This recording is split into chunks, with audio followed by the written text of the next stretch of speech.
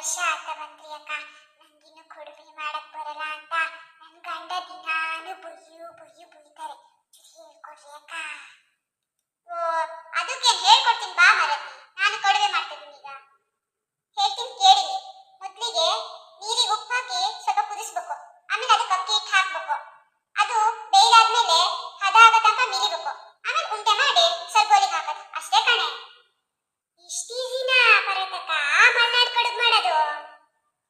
ಹಾ, ಇಷ್ಟೇ ಕಣೆ. ಭಾರಿ ಸುಲಭದ ಕೆಲಸ ನೋಡು ಕಡುಬು ಮಾಡೋದು. ಕಡುಬು ಮಾತ್ರ ಕೋಳಿ ಸಾರಿಗೆ, ಬೈಗಿ ಮೀನ್ ಸಾರಿಗೆಲ್ಲ ಭಾರಿ ಚೆನ್ನಾಗತ್ತಲ್ಲನ್ರಿ ಅಕ್ಕ. ಹ್ಞೂ ಕಣೆ, ನಮ್ಮ ಮಲ್ನಾಡ್ ಕಡುಬು ಮಾತ್ರ ಭಾರಿ ಚಂದ ಇರ್ತತೆ. ಅದು ಕೆಸಿನ ಸೊಪ್ಪಿನ ಸಾರಿಗೆ ಮಾತ್ರ ಮಾಡಿಸ್ತಂದಿರ್ತತೆ.